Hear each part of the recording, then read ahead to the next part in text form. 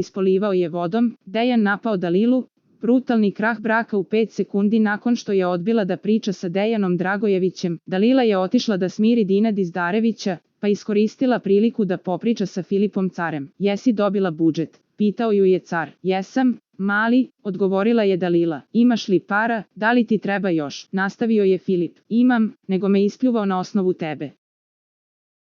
Rekao mi je da priznam da ne volim Dejana, nego tebe, ja sam to rekla, rekao da mu je žao Dejana, samo meni to pričao. I kao evo ti mali, žalila se Dragojevićka. Dalila se potom vratila na garnituru, a Dejan joj je zamerio što je otišla kod cara. Ti opet isto, rekao je Dejan, ostavi me na miru, nemoj mozak da mi ispiraš. Da li ti branim nešto, ne pravi životinju od mene, odbrusila je Dalila. Pitam te da li je to normalno, nastavio je Dragojević. Jeste. Ti si me ponizio juče na najgori mogući način, poručila je Dragojevićka. A ti mene, upitao ju je on. Ne, odgovorila je ona. Dejan je otišao do kuhinje, uzeo flašicu i polio Dalilu vodom, što je šokirao sve prisutne.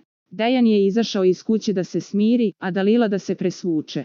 Za najnovije vesti iz realitija estrade kliknite subscribe, like i zvonce. Svaki dan najnovije vesti, zato nas zapratite.